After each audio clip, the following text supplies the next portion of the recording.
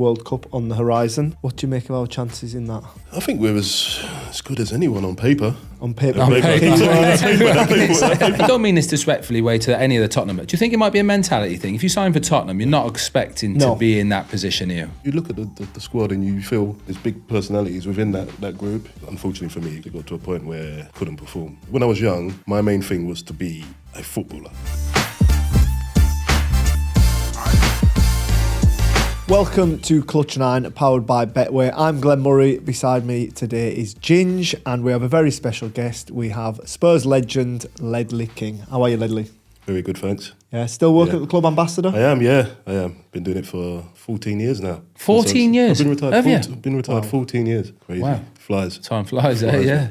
Yeah, so it feels like I've been unretired longer than I was. Well, I am actually longer than I was a professional. Really? It's crazy. Yeah. Wow. So, go on, take us back to your playing days. Give us a run through of your best moments at Spurs. Well, I joined the club when I was 14. From day one, really, I knew it was a place where I was going to be able to develop, be myself, be the type of player that I hoped I could be. Felt confident that if I worked and kept improving, I would get an opportunity there, which is important for any young player.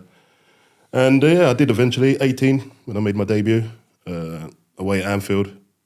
Yeah, nice easy one to break through in. And am I right in thinking you're midfield as well? No, actually, I come on at left back. Left back? Yeah, we was down to 10 men, so I come on in the game. We're 2-0 up, and I come on at half-time. Yeah. We lose 3-2. I was going to say, how many times I heard that? Come on, it's the worst. Coming on when you're winning, and then you go, and then lose it. Who was your manager then? George Graham. George Graham, of course he was. My first manager. So that was a... You weren't at fault for any of the goals? No, do you know what? Lucky enough, I wasn't. That's all you want from your debut as a defender. Don't be involved in any of the goals. But you feel like you're to blame because you're 2-0 up when you come on and you lose 3-2. But it was one-way traffic the whole second half. But yeah, listen, I always was confident in my ability that I was eventually going to get through and play in my favourite position, which was centre-back, of course. But George Graham saw me as a midfielder. So early in my career, I'd played more in midfield, probably my first 30, 40 games. That many, yeah? 40 games. Yeah. And then when... So did you grow up... What did you grow up as in the youth team? You were always sent back, but he's seen you as a midfielder? Yeah, always. Okay. And how did that feel? So stepping up standard... into the middle and of the pitch. And then you're going into playing against some of the best players around in an unfamiliar position. Do you know what? It was fine. I was always a footballer, first and foremost. So when I was young, my main thing was to be a footballer. Well, like it wasn't like being a defender almost wasn't sexy enough for me. Yeah. I wanted to be more than a defender. So, when I defended, I wanted to make defending look good. That's all I felt, I wanted to do something that got fans excited as well, do you know what I mean? So whether that's trying to take the ball off the opposition and then actually step past them and do something or turn. I was quite natural in the midfield position, but I just knew it wasn't my best position. I was never going to be one of the best in that position. I would have liked to see Ginge play centre mid. Well, did you ever? Don't know once, though. I'd gone into midfield a couple of times in games. Luke Young at Villa, I went in there one time in training, thought I could play. He described me as a giraffe on a treadmill, or a fish up a tree. Do you know, just someone who shouldn't be anywhere near midfield. It's funny when you get some centre backs that they bring the ball out and then you can see that they just don't know they're in unfamiliar territory. Do you know what I struggle with? Being a centre half, everything's in front. When you've got the ball, everything's in front of you. I couldn't get my head around that people could come from that way and take the ball. Do you know, because you're so used to it. Yeah, that was the toughest part, isn't it? Yeah. So did you have to work on it? He was always an unbelievable defender, but did you have to work on it more? Because you were saying on your actual defending, do you know, like the basics of defending, or was it always in there? Well, luckily, George Graham was quite good on that. So naturally, I trained when I trained. If we played games or whatever in training, then I'd play in midfield. But a lot of the defensive work I was doing as a defender anyway. And George Graham was good on defending. So I had a good kind of start in terms of the discipline, the things that defenders need to do. Do you know what I mean? The basics. Yeah. So I had a good grasp of that quite young because of George Graham. But then when it comes to match days, obviously I'll be playing in midfield. Go on, you've mentioned George Graham. Sorry, you've gone through a lot of managers at Spurs. A few, yeah. Who was up there for you? Well, my next one was Glenn Hoddle. Totally different, totally opposite. But I really enjoyed Glenn. Glenn was really forward thinking. We played 3-5-2. most of the teams were playing 4-4-2 Yeah. in the Premier League. And Glenn wanted to still have the 5 in the midfield, or the three in the central areas of midfield, but still have the 2 strikers. And I enjoyed playing in his system. I played left side of centre back. I was able to bring the ball out of play, kind of join in. Did he promote that? Did he promote you bringing it out and joining it? He was that sort of player. Ledley, would you say you were before your time, as in kind of stepping in and being able to play as well as defend? Yeah, I mean, I don't want to say before my time. That was just the way I just saw the game. Do you know what I mean? Like on a whole level of trying to play football. Do you know what I mean? Because it's an expectation of defenders now, where it wasn't back then. Yeah, no, it wasn't. It wasn't. But at the same time, I quickly learned that as a defender, your main job is to defend, and you can't make mistakes, taking liberties, being on the ball. So you have to find that balance. You have to find that balance, and that was important to me. That balance, not to take liberties. Yeah, I played with Danny Gabardon, who was probably similar to Ledley. I was an out-and-out defender. Gabs used to come out certainly when he was at Cardiff, and he was all right with Gabs because he was rapid going the way. Get back, but I'm stood there like he'd be up the pitch and I'm defending. I'm like, any chance in coming back? And he just he'd amble his way back, but he just loved it. Same as Ledley on the ball and all that. I was thinking, how do they do that? I'm just here to edit and kick it. It's funny because I played with quite early in my career. I played with a player called Noureddin Naibet. Yeah, and he came in. I was probably early 20s. He was early 30s, but he couldn't run. He had no pace, but he was such a clever defender. Yeah, and when you're young and you're kind of used to not depending on your pace, but you know you've got it there, you use it, do you know what I mean, to get yourself out of trouble. But with him, everything was just using his brain, being clever, stepping up. And the first few times we played together, we got caught out because he didn't speak English. I didn't speak Moroccan. Believe it or not. We weren't quite fluent. So we got caught out a few times. I'm running back and he's stepping up and stuff like that. But in terms of talking about defenders and doing different things, I remember playing games, or one game in particular, where our left back has gone down the left wing or the flank with the ball. And as a defender, I'm left side half. I'm looking to make sure that we're organised. What, you mean sliding across kind of thing? I'm just making sure that while we're attacking down the left, making sure that we're organised defensively. You're in position when the ball breaks down. I look round and I just see their striker. Yeah, nobody there. Where's Naibet? Naibet's made a run through the middle of the pitch, just left the striker there, didn't say a word, but that's just him, just playing football. He's thinking, I'm going to make an extra man somewhere and do something. Do you know what I mean? So it's funny how different people have different kinds. I never fully accepted or appreciated how knocked on you guys needed to be. Tony Pulis once played me as a centre-back in a pre-season game in America, and I had Peter Ramage next to me, I had Wayne Anthony behind me, and the ball's up the front, and Peter Ramage is screaming at me, like squeeze up. I'm like, guys, relax. Ball's all the way up there. And having to run with other people, so you're made to run, aren't you? Yeah. Whereas I was never made to run. I always found that incredible. How just how a couple of positions, how the game completely changed. Yeah. I've always said that defending it's mainly reactive, and I'm reacting to someone else's movement. Yeah. Do you know what I mean? But quickly, and you got to realise that you don't have to always be dictated to. Do you know what I mean? You got to use your brain as well. And for example, Darren Bent was someone who's always wants to get in behind you. Is that a nightmare? Is that a nightmare? The people who want to run beyond. Yeah. It is, but then you got to realise, I'll do things with my teammates, say just stay a step ahead of me. I want to be the very last man. But then I'm playing with someone like Benty, and continuing to step up and pretend I'm stepping up. So he's now thinking about, can I make that run because I'm playing with him. Yeah. So sometimes you don't always have to run. Do you know what I mean? Sometimes you just got you can be a bit clever with it. But I suppose you've got to have your teammates have got to have the trust in you to have the ability to time that when you step up. Yeah, it's about communication. It was drilled though, communication, and you must train on it. Yeah, it's communication for ages. And I remember being a centre half, you'd always have your full-backs 2 yards in front of you. So if you were centre half, you could step up and play offside. But it was coached. And that was my favourite thing, trying to play them offside because I couldn't run. But if it's not coached, sometimes as a player, you might see certain things in the game that you communicating that with someone, whether it's a midfielder, whether it's a fullback, that I've seen something here that we can change and I can do that. And it's probably something that players are not doing enough of these days, communicating. Who was the best at Tottenham, the best pairing you had, do you think? Or best centre-back you played with, would you say? I don't know. I think I think myself and Woodgate could have been probably top, but we was always injured. we was injured. We played together. The first time we played together was a cup final, and we won that, and it just clicked. But we didn't play many more games together. My favourite is Dawes. Yeah. Great guy. What a lad. Dawes, we played most games together. He complimented me really because he was different to me. He liked doing a lot of stuff. No, I don't want to say I didn't like doing. I didn't, but he was different to me, and he complimented me. So I really enjoyed playing with Dawes. But yeah, I've had quite a few throughout my career. But I'd say them two are my favourites. Martin Jol came in, didn't he? And he made you captain. Yeah, it must have been quite a proud moment. Yeah, very proud. I think I was 23 at the time, but already the longest serving player. So 20 years. Yeah, I think so. Crazy. Yeah, because when I first came into the team, we had a lot of older players. Yeah, we had Les Ferdinands, Tim Sherwoods, Darren Andertons, Gus Poyet. Some big hits. Good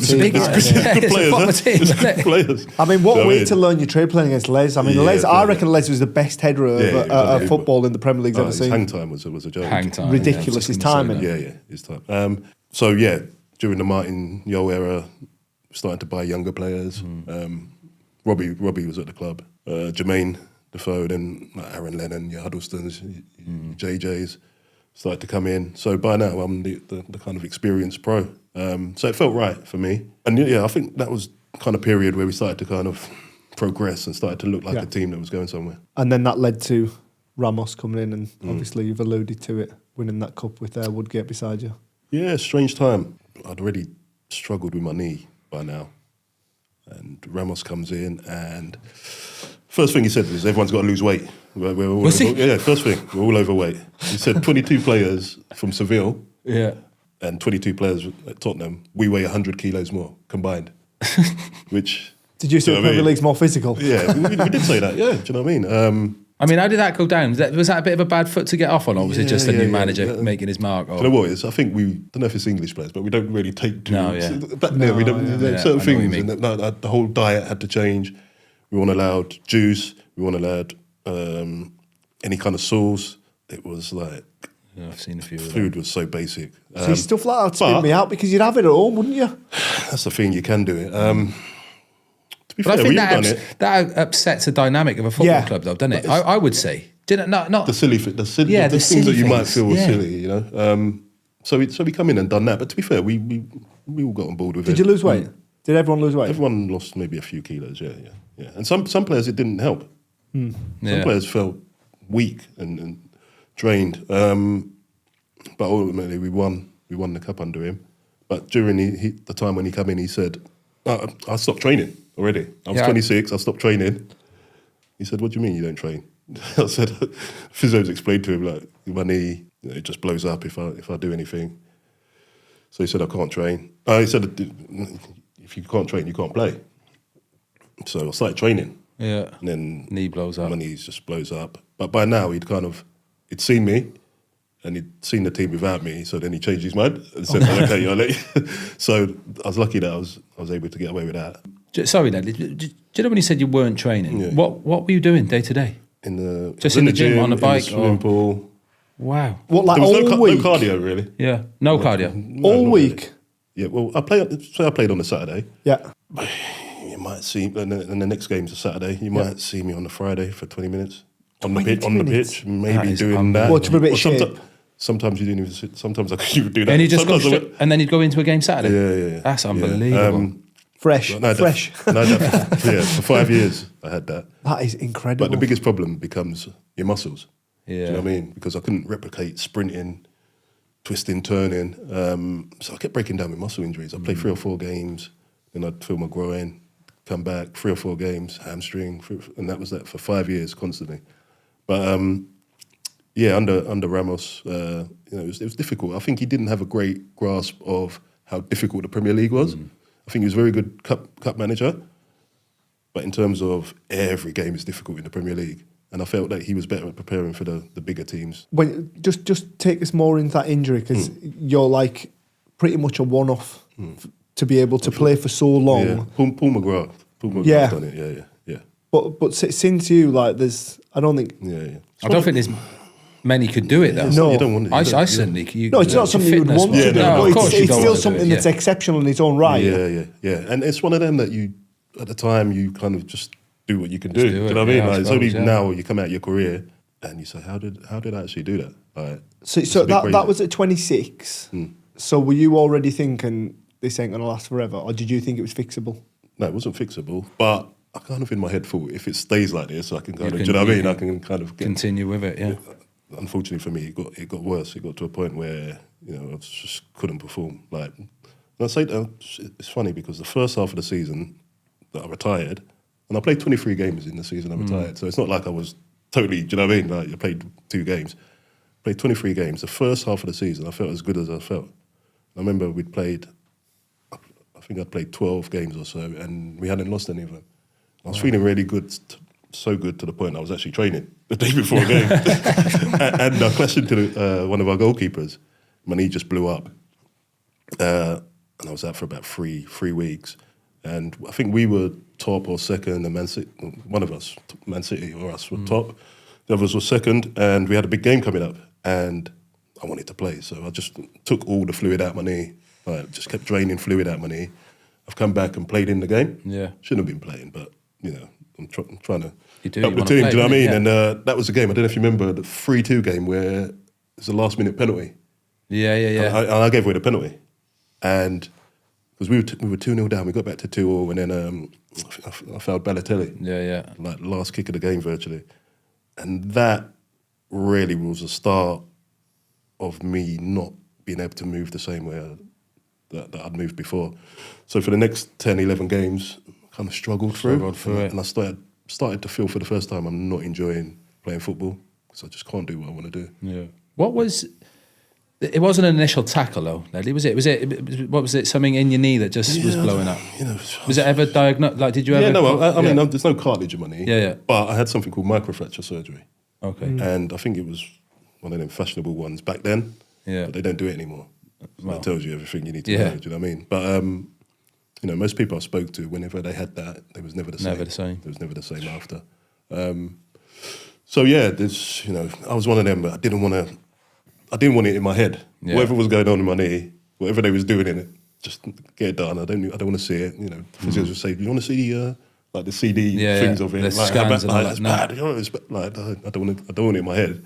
I judge it on how it feels rather than what it says it is. Do you know what I mean? And did it start impacting on like your life in general away from football? No, I wouldn't say that. I mean, yeah, it's always going to have an impact on me. I can't bend it properly, can't strain it too good. But that's normal. I'm sure there's plenty of. I'm not sure you guys have got your. You got any Aches and pains. Yeah, that's true. That's fine. true. Take us a little bit deeper into that triumph in the 2008 League Cup. Yeah, I mean, semi-final was unbelievable. We had 2 legs against Arsenal. We, as I said, felt Ramos prepared for big teams quite well.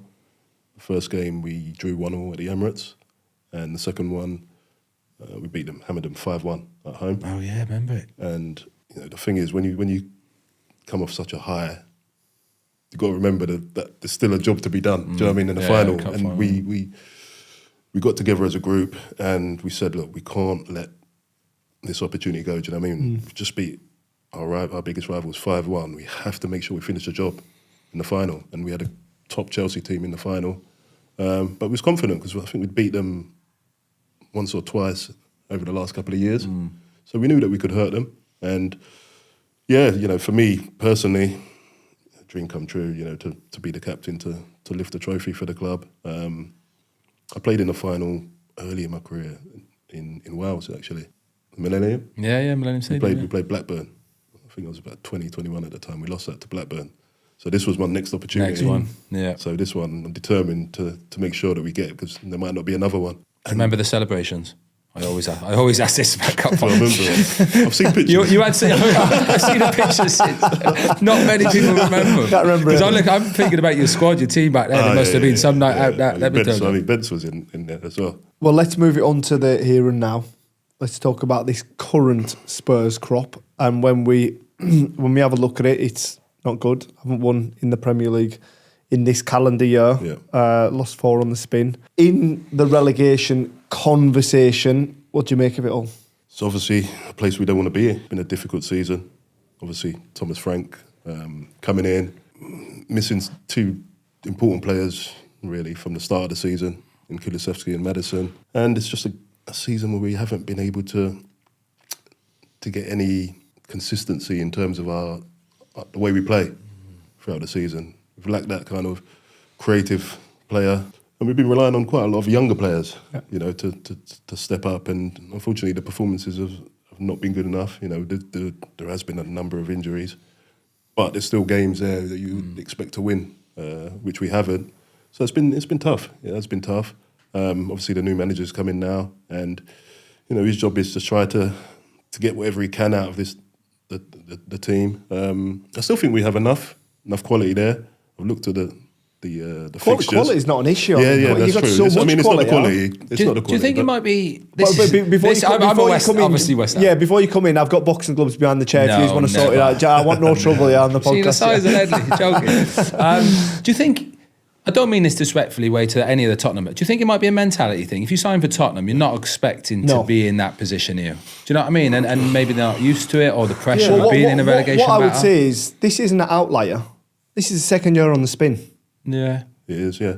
But it's the second year on the spin that we've had ridiculous injuries as well, which is something that needs looking into.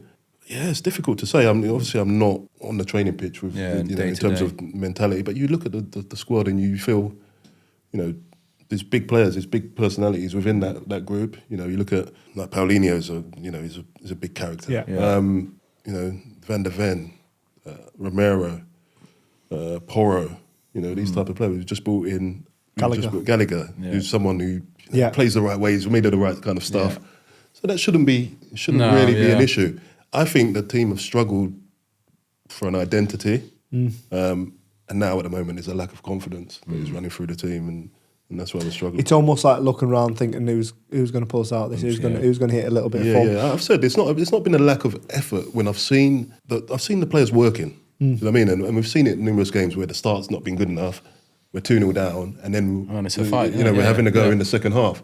So it's not that, because if you're 2-0 down and you're not having a go in the second half, you lose 3-4-0.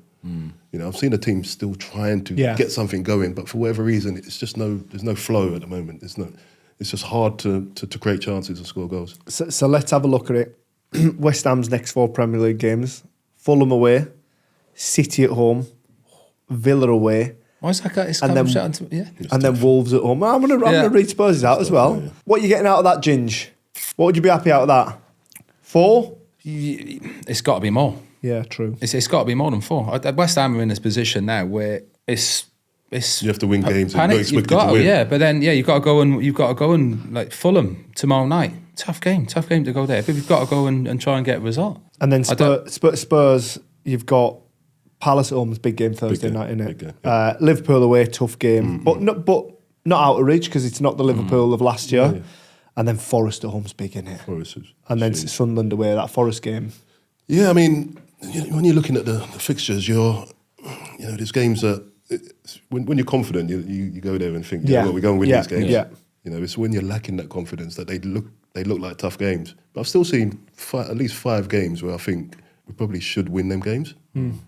Easy said, it's on paper. We've got to go out and do that. But I still think we've got enough. Clutch 9 is powered by our friends at Betway, your home for weekly free bets, free spins, and so much more. So don't miss out. Head to Betway today. Just rewinding a little bit, obviously, success last year. We mentioned it was a poor Premier League season, but success last year in the Europa Cup. Yeah. Was Ange Postecoglou harshly treated? Well, I think or should he have been judged on that Premier League form? I think you have to look at the Premier League form, of course. I think Andrew's going to go down as a hero to the fans, and a big part of the club's history, of course. Has he got a good reputation with the fans still for that trophy? Yeah, I think so. We was a club that had been without a trophy for so long. Do you know what I mean? And Andrew brought that for and he was confident. But it just seems to have almost I don't know, not been forgotten about, but because of what's happened this year, it's not been as, I don't know, lauded as what it should have been. Yeah, I think so. I think Yeah, football moves on, don't it? Yeah, You know, one season is a hell of a long time. Now I think, you know, things are looking a bit different. But yeah, it was a strange summer because off the back of winning something, then of course you change managers. Yeah. And then you got to build again. You're trying to build something again, which we've probably been doing too much over the last 10, 15 years. And it's difficult to build success when you're doing that. Yeah. So we're still trying to find that right solution. We thought Thomas Frank would be that guy. Unfortunately, that wasn't to be. But you know, I think, like I said, Ange is a hero to the fans. He goes down in the history books. But yeah, you know, that was the first time we'd finished so low in the league. We lost a lot. We lost a lot of games as well. I think 22. Became a little bit of an excuse, didn't it? The Europa League to a certain extent. Yeah, you know, it's not. Obviously, it's not my job, and you know, everyone's got their own opinions. But you know, when you look at the performance in the league, it wasn't good enough. Just the same way it hadn't been under Thomas Frank, who lost his job as well. Go on then. So Igor Tudor's in, and you mentioned, I suppose, last 10 years, like there's been a lack of stability at the club. He's here to firefight and keep you in the Premier League. That is his job. He'll be gone at the end of the season. Who is next up? Who's the answer? I have no idea. No idea. I don't think it's as easy as that. You know, we've had some top managers. All the fans want Poch, don't they? Yeah. I think the fans would be happy with that. But is it right? You know, to come back is always. I was going to say it's hard, and to come back, it's different as well. He's got a different group of players. Different group of players, and looking at it, it didn't. What did he do? I know they had a great team and finishing high in the league. What did he do? He got into the Champions League. Yeah, all right, yeah, but like stability. You need more stability, and the Tottenham fans would be happy with that. Poch coming back in. No, they wouldn't be happy with stability. Would they? After the last couple of years, I suppose, like, as in like eighth. That's stable. Or not, they wouldn't be happy with that. That doesn't wash. No, we want to. That's the thing. You want Champions we always want more, don't you? Yeah. You always want more. You want regular European football, but to be finishing in those positions you want to be competing to be in the Champions League every season. Yeah. Does Poch do that? I don't. The way I look at Spurs, right, is I think they've had a lot of good managers, very different managers, like whether they're defensive, whether they're attacking, whether they're pragmatic, like Thomas Frank. But I think there's been a lot of good people in that door, but they just haven't seemed to be able to find that right balance between the players for some reason, whatever reason that is. Who knows? You find that at some football clubs, don't you? Yeah. Where you just can't quite find that right man to lead. I mean, perfect example, Manchester United. Yeah. And the same players, and you put Michael Carrick in, and then all of a sudden can't stop winning. Yeah, it's just finding that right fit, you know, the manager. And sometimes it's not who you expect it to be. Yeah, do you know what I mean? So it's a big summer for the club in terms of... Well, it's a big end of the season first. Yeah, that's true. And then hopefully, you know, it's a summer where we can bring in the right man, but also bring in more quality into the squad. Yeah. Where do you think it needs improved? Well, as I've said, we've lacked creativity this season. Massively, we've lacked... But that's also because you're having a Kulusevski in Madison. It is. But I still think we can do with some more. It's difficult because we've not had an opportunity to see our best team this season at all. We've not had what most would probably consider our best 11. We've not been able to see that this season. But I still think that, you know, in the summer there needs to be some more quality coming in. And not only a big summer for Spurs, but a big summer as far as England are concerned. World Cup on the horizon. What do you make of our chances in that? I think we're as good as anyone on paper. On paper. That paperwork, you know what I mean? I think we've got a good manager, very good manager. There's obviously one thing at club level. I think it's going to be tough. The climate's going to make it tough for us. Yeah. It's going to make it tough for us, you know. And I think... Got to be patient with the ball. Yeah, we do. But I think it's one of them where the manager... from the outset is going to have to let the squad know how important the squad is and not just the starting 11. You know, the subs are going to come on and have a big impact in a lot of the games in this because of the heat. You know, players are going to be coming off 60 minutes in and stuff like that. And it's the players that are coming off the bench that could make the difference. And I think it's important that, you know, you have players that buy into coming off the bench to do a job and to help the team and not be moaning because we know what players are like. We all have egos, you know. Well, I was going to say that's been questioned for a while in England, probably even in your days about the togetherness of the squad. But this is me being an outsider. They look more together in the last couple of I think Gareth did that very well. Gareth did it, and so they've got a real chance. Yeah. I mean, I always felt with England that it was a subconscious thing. Like it's not that we didn't get on. Yeah, it was just that we never really let go of the rivalries. Yeah. Like fully. I felt like that. We never really kind of really embraced each other when we were there. We all got on well, but because the club football was so like what was going on in the club football. But to get to that next level of international football, you got to be together and in it and love playing together. And I didn't feel that we had that. You were in a tough generation, weren't you, with Terry and Ferdinand at centre backs? It's tough competition. That it was good. Yeah, it was. As I mentioned, Woody was around, Sol was around, Sol was still about. Jamie Carragher. There was a lot. I actually played for England in midfield quite a bit. Actually, strangely again, back to midfield. But yeah, they were top centre halves, and for me it was always difficult because it's human nature that if the teams are playing in the Champions League every week and stuff like that, they're going to be ahead of you. Well, it was that era back then where it didn't matter. I think Gareth changed it a little bit, whereas you could be a player that played in a lesser team, but if they felt you was good enough, you could still start. Yeah. Well, you feel like when you was playing, I felt like it was very hard for any of the ones that won in the Champions League to kind of to make it into the starting 11. But listen, Rio and John Terry were two of the best anyway. So it's just one of them things. But for me, it was more probably when you do get a chance and you do well, and then you don't get the next chance. That is like when it's like, what can I do? But it's the way it was. How did you manage your knee on international? Would you just rock up and not train? To be honest, I stopped playing for England for before 3-4 years. No. After it became a problem, I didn't want to add more games to my schedule. I didn't feel confident in my body because I kept breaking down with muscle injuries. Yeah. So I'd play, and when I was fit, England would try and call me up. But I didn't feel confident enough in my body to go and play. It must have been a tough decision, huh? Yeah, I mean, I didn't retire because in my head I thought maybe I can, I'll get to a point where my knee actually feels quite good, and to be honest, I finished the season 2010 on my best run of games that I'd been on. We qualified for the Champions League, finished the season, felt really good, and Capello asked me to go to the World Cup. For the first time, I thought, I think I can do it. So I went to the 2010 World Cup, 4 years into not training. But it was strange in terms of going away with England. It was so tough because, especially with Capello as well. Was he not quite on it training and all that? Wasn't he a bit different as well? Oh yeah. But I didn't train. So you didn't train. I didn't train. That's unreal. I didn't train. That's my dream. That's my dream. Not to train and just play on Saturday. It was horrible because I felt like no one really believed that I didn't train. And then once I got there with England, it's like you really don't train. I didn't see my teammates. Yeah, it's like an urban myth kind of thing.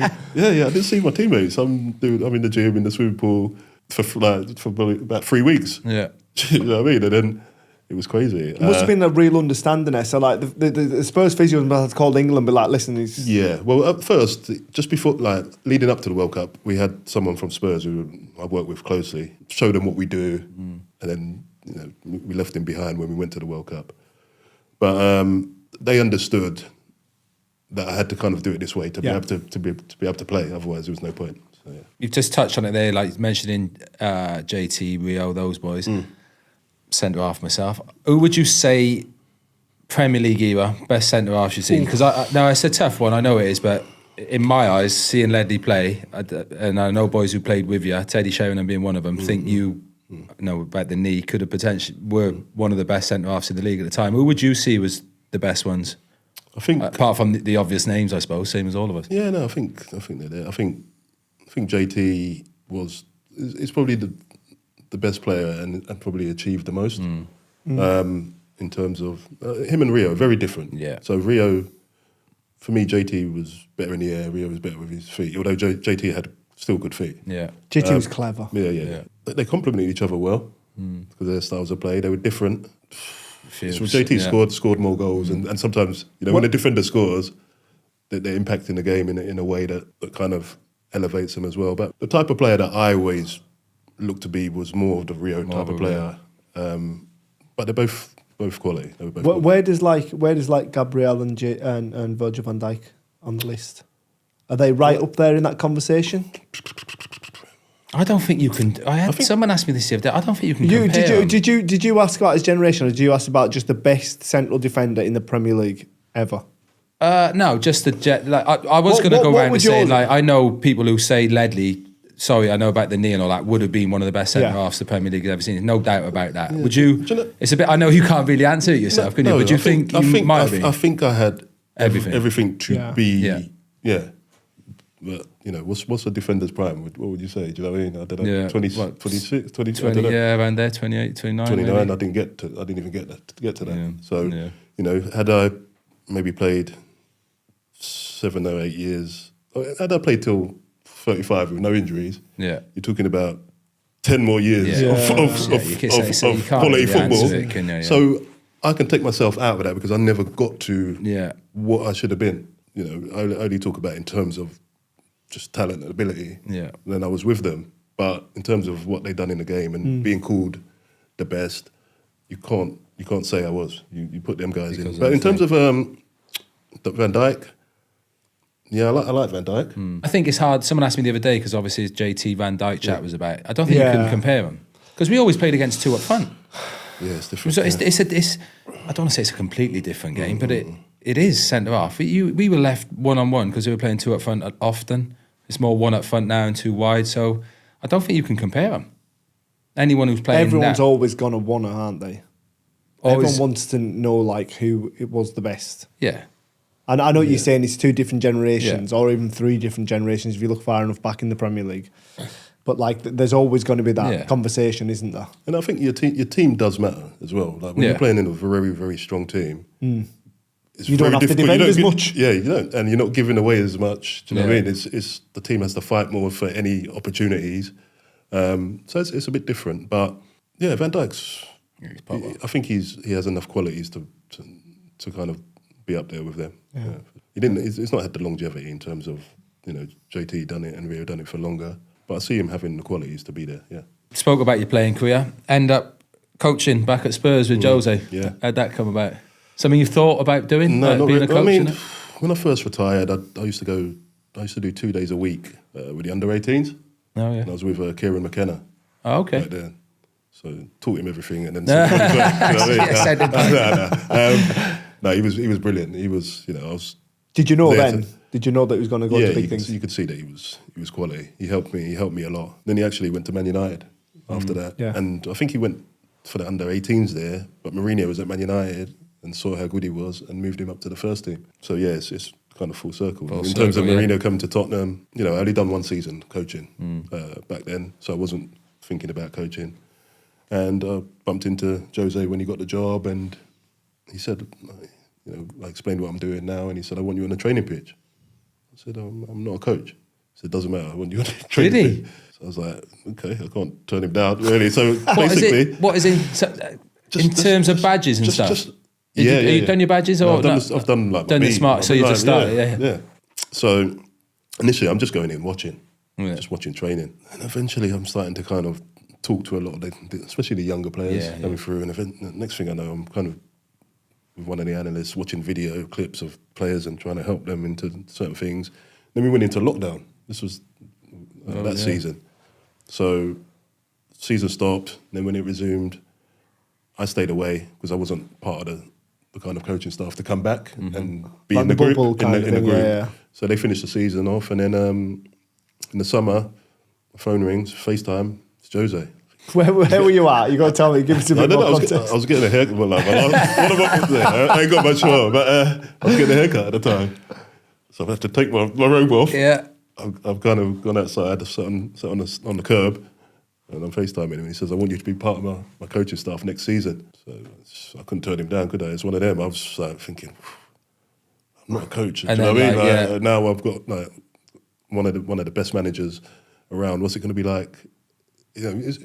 When you're not entirely confident of what you're doing, it's a bit scary. Yeah. Do you know what I mean? And that's why the badges are important, because that's where you get confidence. I don't know, in the initial conversation, did he say that he wanted you to put sessions on, or just no. you being around? Then he kind of explained kind of really what he wants from me. Because, people think that ex-players could just take a group of players and start putting sessions on. No. It's not as easy as that. But what I started to do was working with a lot of individuals or small little groups, going through a lot of tape with players. So we had players like Jeffat Tanganga kind of come through. We had Joe Roden at the time. Yeah. So I do quite a bit of work with Joe. We had Skip was there. We had a lot of players that I'd kind of work individually with, a lot of individual work. And to be honest, I really enjoyed him. I think he was great. It was difficult for me. All these staff were Portuguese, so I had to kind of get to know them. Only English? Yeah, that's it. Were you the only English guy? Yeah. But we started off the season really well. Like I'm thinking, we beat United 6-1 at Old Trafford. Right? We beat Arsenal 2-0 at home. We beat Man City 2-0 at home. Flying. It's December. I'm thinking we're going to win the league. This is my first season. We're going to win the league.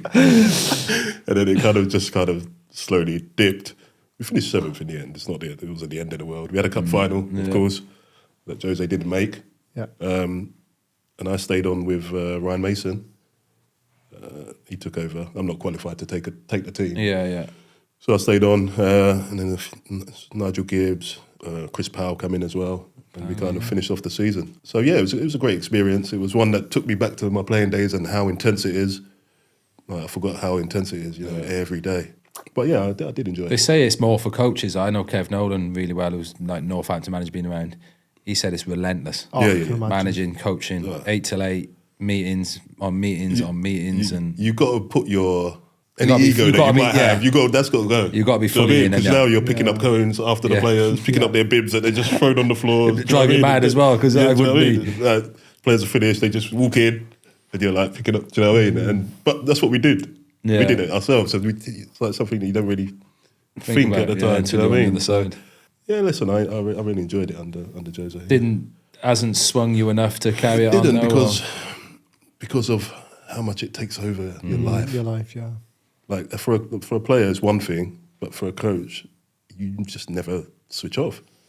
Like as soon as you've played a game, you're already next sessions, next games. Not even next. You might be taking players out onto the pitch to do a session. You just won a game. You're buzzing. Now you got to go outside and do some more coaching with ones that haven't played. And then you're already thinking about preparing for the next session for the same ones who haven't played tomorrow as well.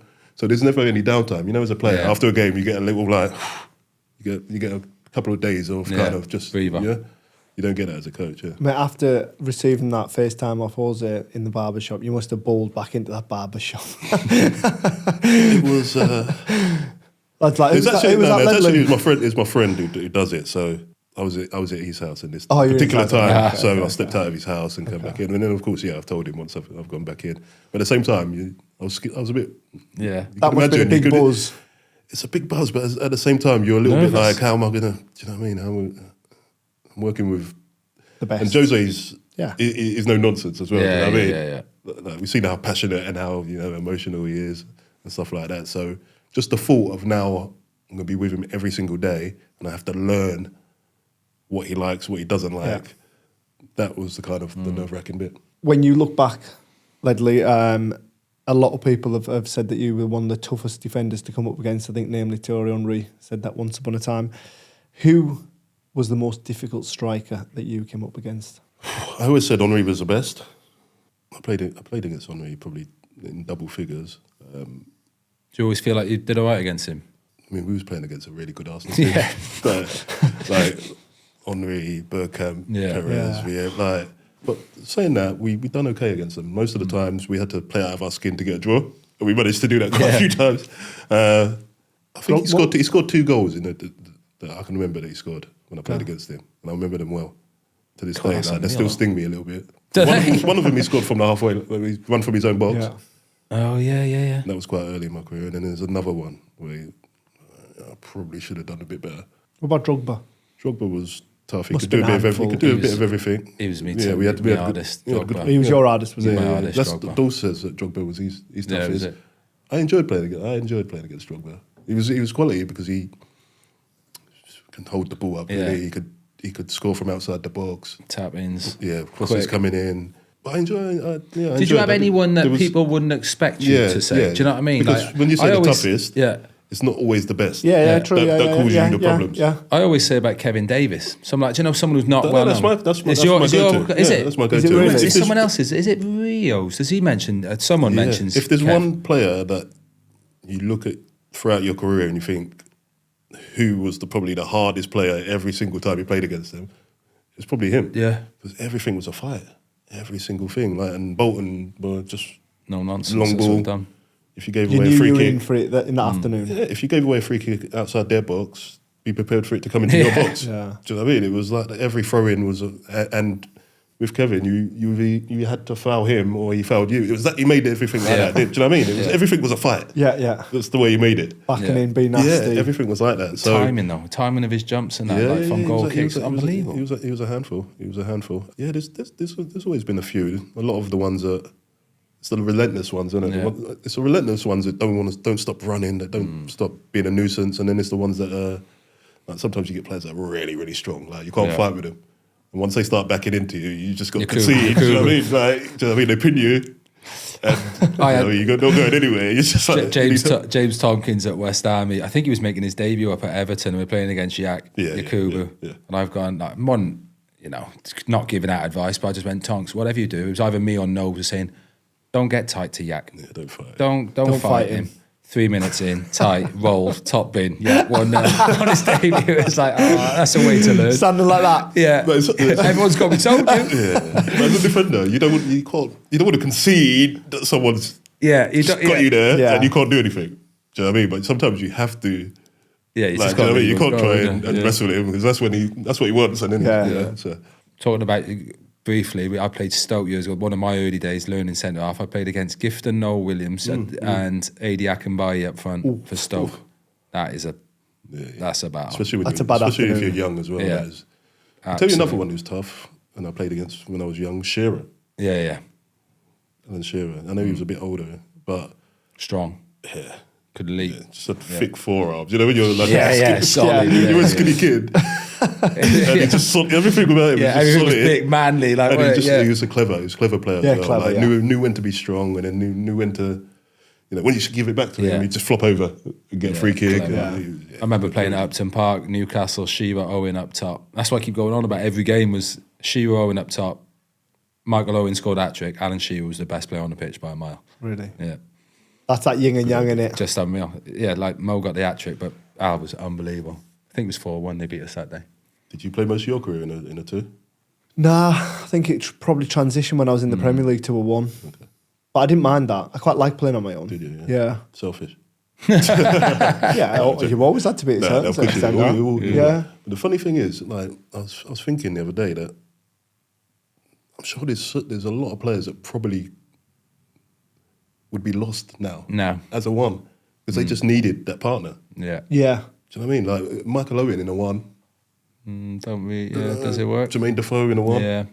No. You haven't got that physical profile, have you, to hold it up? Yeah, so the game's changed now. Do you know what I mean? They needed their partner to play. That's why you see more. I think more like them, like hybrids, aren't like an Isaac who can almost do both, hold it up, but he can go beyond as well. Do you think he'll ever swing back round like the old 4-4-2? I think this all the time. Yeah, I was thinking that the other day.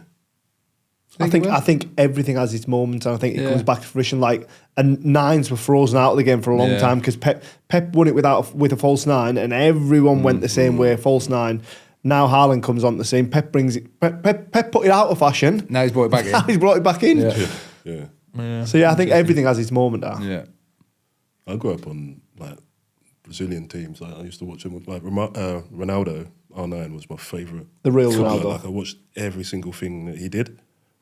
And as in, because you loved him as a footballer, or trying to make yourself better, like watching him, what he might do. I just loved him as a footballer. He was unbelievable. He's my favourite player. And I was thinking the other day, him and Romario, I can't imagine them pressing. Yeah. The game, the way they used to let defenders just bring the ball out. They wasn't interested. They was only interested when they had the ball. Come alive. Yeah. I was just thinking football's changed so much. So much. Can't carry passengers anymore. No. Not that they were passengers, but do you know what I mean? It's like, but they were in a team where they'd just be like, well, you score 4, we'll score 5. Yeah. What a way to be. brilliant. Well, thank you very much for coming and joining us, Ledley. I've thoroughly enjoyed that chat. Brilliant. This has been Clutch 9, powered by Betway. Be sure to like, comment and subscribe.